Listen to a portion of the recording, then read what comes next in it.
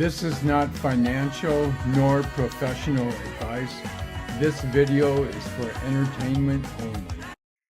There was lots of fireworks the morning of March 2nd, which was a Wednesday, and stocks just powered forward out of the crash we were experiencing. And I hope it stays that way, and I hope we're on the right course. I had gone into Bitcoin, but I did what so many other investors did, that I saw the stocks taking off like they were, and I had a list of stocks that some of which I've mentioned previously in previous videos, but things that I've been keeping my eyes on, and they started to take off, and I pulled the trigger. I bought in heavily, mostly on metals, because what you want to invest in during inflationary times is things that people need that are being made, that there's an actual product, that it's a pretty basic and concrete product that's necessary. And metals will be needed, especially in this wartime where Germany is rearming, and we need them to rearm because I think they're a very different country than they were in the past. But it's always a worry when you have to militarize the world to make sure that people act decent. So a previous metal that I've done a video on is Alcoa aluminum. Alcoa aluminum, symbol AA. It's an excellent stock. It's been an excellent stock. It's been doing nothing but going up during this crash, and it looks like it's just full steam ahead. As I speak, the price is in the low 80s. Its value should be more like 98, pretty close to 100. I'm going to say 100, okay? Given the conditions and the way inflation is going, I think we have a $100 stock here. Its price to earnings, forward price to earnings, is about 13. Its earnings growth rate is about 44%. So this is a solid winner, and it's a chicken dinner, solid winner, chicken dinner, as the stockbrokers like to say. You know, part of the demand is Tesla uses aluminum alloys to make their cars. They combine it with things like copper and manganese, or mayonnaise. I don't know what the name of that metal is. I think it's manganese, something like that. Anyway, they make these aluminum alloys, so that's part of the demand. Plus, a lot of airplanes are made out of aluminum alloys, and the SpaceX uses aluminum alloys. That's actually where Tesla got the idea.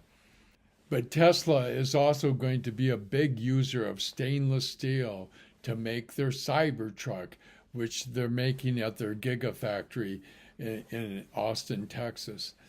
So I'm going in big on steel. I'm investing in three different steel companies, and the standard that we all know is U.S. Steel. I love its symbol. U.S. Steel's symbol is just X. Imagine that. It's just X for steel. X marks the spot, I guess. Its price is around $28 for U.S. Steel. Good old X, as we call it. Its price to earnings is an unbelievable 3. Okay.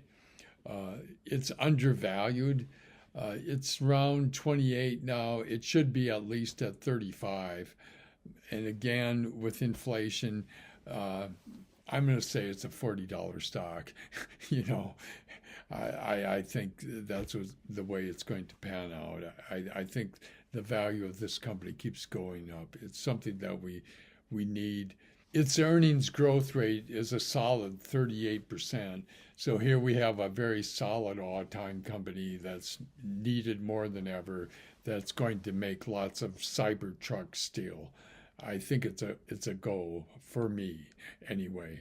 But the steel company I'm most excited about is Nucor, Nucor. Its symbol is NUE, Nucor, NUE. Its price to earnings is about 8. Its earnings growth rate is about 38%. Its price is 138 right now. It's valued at about 170. So this is an explosive growth company, and it's doing somewhat better than U.S. Steel, but U.S. Steel has been coming on strong, so I wouldn't count them out. They're a little slower to the party, I think. The third steel company I invested in is Steel Dynamics, STLD, Steel Dynamics. Its price is around 75. Its value is around 95. Its price to earnings, forward price to earnings, is only about 6. Its earnings growth rate is about 39%. Wow. These are solid steel companies. They're all going to blow it off the charts, I think. They've been blowing it off the charts during a crash. I think I have some solid winners here that I purchased on March 2nd. So we will see what happens going forward. But this is at least a long swing trade. I imagine being in it a year or two, maybe 3 or 4, maybe 10. Who knows? The world is in such a shaky place right now. It's hard to put limits on anything. But thanks for watching and listening. And be sure to like and subscribe so that you receive future videos. And I will see you in the future.